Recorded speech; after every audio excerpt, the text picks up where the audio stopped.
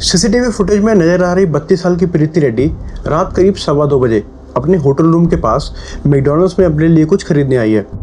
Footage में वो एकदम नॉर्मल नजर आ रही है और ऑर्डरिंग काउंटर की लाइन में लगी हुई है।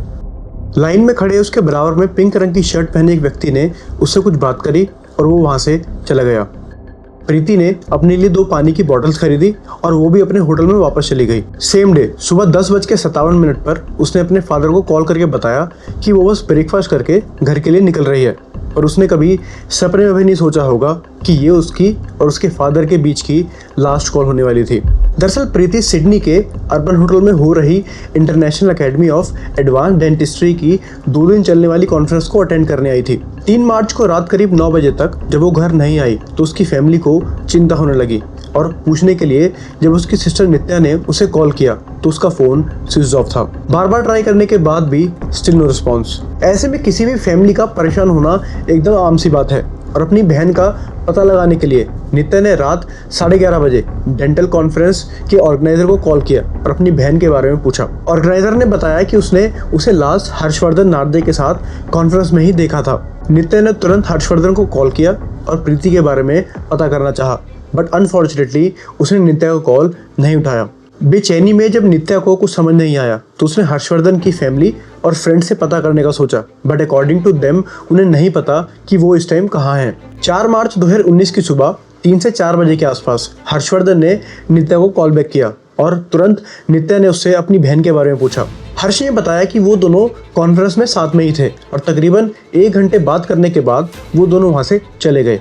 घबराई हुई हालत में नित्या ने प्रीति के टू बी हस्बैंड टॉम को कॉल किया और उसे बताया कि प्रीति इज मिसिंग। बिना कुछ देरी किए टॉम ने मेलबर्न की फ्लाइट पकड़ी और सीधा सिडनी पहुंच गया।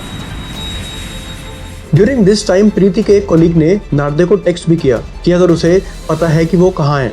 चैट के अकॉर्डिंग नार्दे ने बताया कि उसे नहीं पता कि वो कहाँ गई। वो खुद भी डरा हुआ है और पिछले 30 मिनट से काफी डिस्टर्ब्ड फील कर रहा है। लाख कोशिशों के बाद भी जब उन्हें प्रीति के बारे में कोई इन्फॉर्मेशन नहीं मिली तो उन्होंने पेनरिथ पुलिस स्टेशन में उसकी मिसिंग कंप्लेंट दर्ज कराई। घड़ी की सुइयां भाग रही थी और हर एक बीतते सेकंड के साथ घर वालों की टेंशन बढ़ती जा रही थी। लेकिन अब सबसे बड़ा सवाल ये था कि क्या प्रीति जिंदा थी?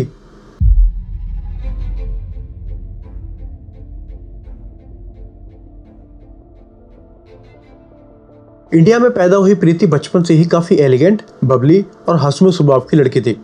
1996 में प्रीति की फैमिली इंडिया से ऑस्ट्रेलिया इमिग्रेट हो गए थे और सिडनी में रहने लग गए थे। प्रीति रेड्डी एक ट्रेडिशनल इंडियन फैमिली में बड़ी हुई थी जहां फैमिली मेंबर्स के बीच काफी क्लोज रिलेशनशिप था। ऑस्ट्रेलिया से अपनी हाई स्कूल एजुकेशन कंप्लीट करने के बाद वो डेंटिस्ट्री की पढ़ाई करने के लिए इंडिया वापस आ गई और साल 2010 में उसने अपनी डेंटल डिग्री कंप्लीट की और क्वालिफाइड डेंटिस्ट बन गई। इसके बाद डॉक्टर रेड्डी ऑस्ट्रेलिया लौट गई और रॉयल मेलबर्न डेंटल हॉस्पिटल के थ्रू चलाए जाने वाले ओवरसीज ट्रेन डेंटिस्ट कोर्स में एडमिशन ले लिया, और इसी दौरान उसकी मुलाकात हर्षवर्धन नार्दे से हुई। हर्षवर्धन नार्दे भी इंडियन ओरिजिन का ही था और ऑस्ट्रेलिया के टेमवर्थ सुबर्ब में डेंटिस्ट्री की प्रैक्टिस कर रहा था, और क्योंकि दोनों का प्रोफेशन सेम था और दोनों इंडिया से बिलोंग करते थे इसलिए बातों बातों में ही दोनों में अच्छी दोस्ती हो गई, और इस दोस्ती ने कब प्यार का रुख ले लिया उन्हें पता ही नहीं चला। बहुत ही कम टाइम में दोनों के बीच का ये रिश्ता काफी ज्यादा गहराता चला गया, लेकिन जैसे जैसे टाइम बढ़ता गया वैसे वैसे नार्दे ने अपना डोमिनेंस दिखाना शुरू कर दिया। अकॉर्डिंग टू हर सिस्टर नित्या, नार्दे ने प्रीति को कंट्रोल करना शुरू कर दिया था और वो उसे लेकर काफी ज्यादा पोसेसिव भी था। इसी कंट्रोलिंग नेचर की वजह से 2015 में दोनों के बीच में एक आर्गुमेंट हो गया और उनके बीच दूरियां बढ़ने लगी। दोनों एक ऑन एंड ऑफ रिलेशनशिप में आ गए। 3 साल ऐसे ही ऑन एंड ऑफ को खींचने के बाद 2018 में नार्दे के बिहेवियर से परेशान होकर प्रीति ने रिलेशनशिप को हेल्दी टर्म्स पे एंड कर दिया।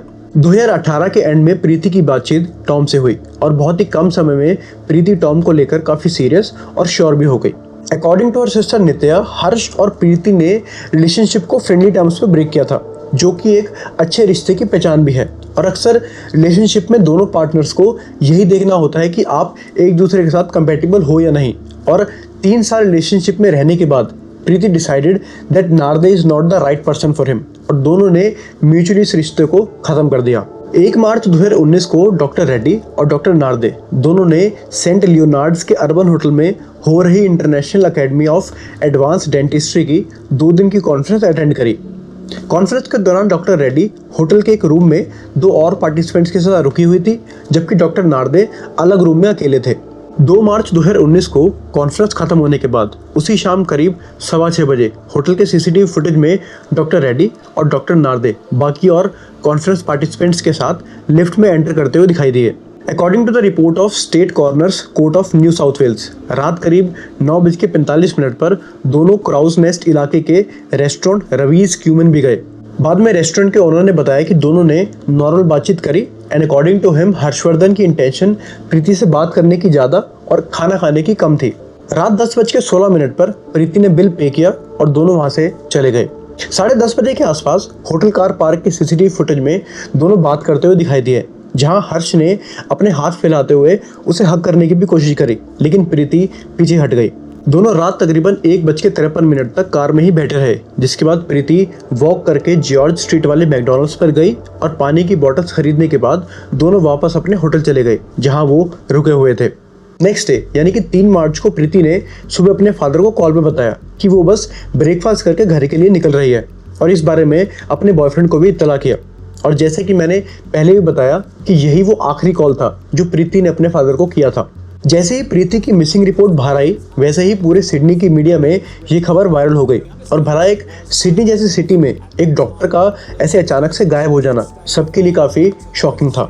We do believe that is her ex-boyfriend from several months ago. Police तुरंत हरकत में आई और मामले की गंभीरता को देखते हुए 1 मार्च से लेकर 3 मार्च तक के सारे सीसीटीवी फुटेज को चेक करना शुरू किया। इस मोमेंट तक नित्या पुलिस को कॉन्टिन्यूसली बता रही थी कि इन सब के पीछे हर्षवर्धन का ही हाथ है, लेकिन पुलिस बिना किसी एविडेंस के उसे ऐसे गिरफ्तार नहीं कर सकते थे।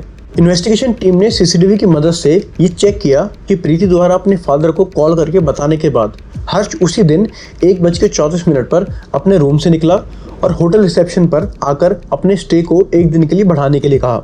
दोपहर 1:51 पर डॉक्टर नार्दे होटल के ग्राउंड फ्लोर लॉबी से निकला और माइये स्टोर से होते हुए फूड कोर्ट पहुंच गया।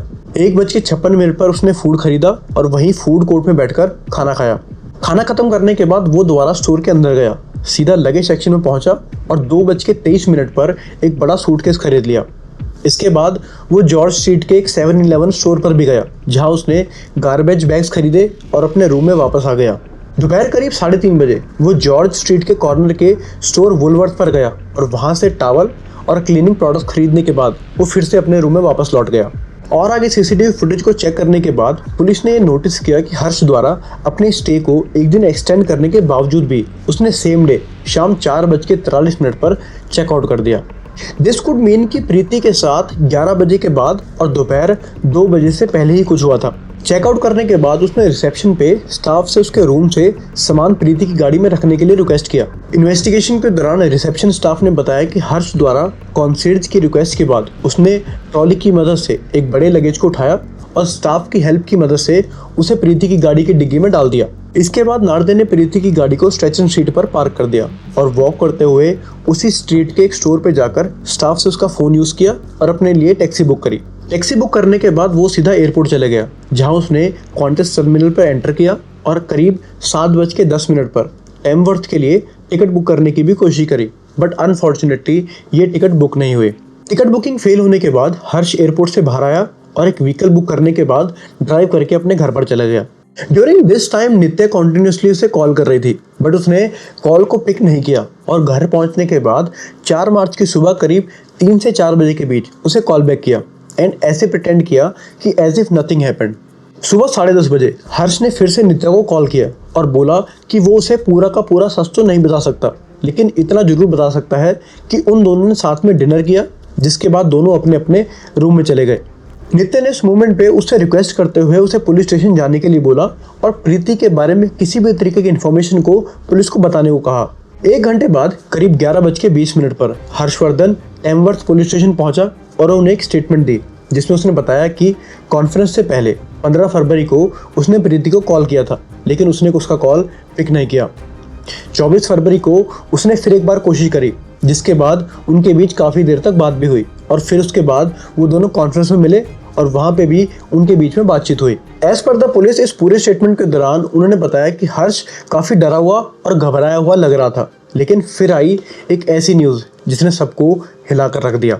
4 तारीख की रात 9:43 पर हर्ष की कार एक ट्रक से जा टकराई और उसकी मौके पर ही मौत हो गई। इस मोमेंट पर पुलिस का वो एकमात्र सस्पेक्ट जिसको प्रीति के बारे में कुछ पता हो सकता था वो भी इस दुनिया से चला गया था और अब पुलिस के लिए सबसे बड़ा टास्क था प्रीति को ढूंढना और अभी तक उसका कुछ भी अता पता नहीं चल पाया था।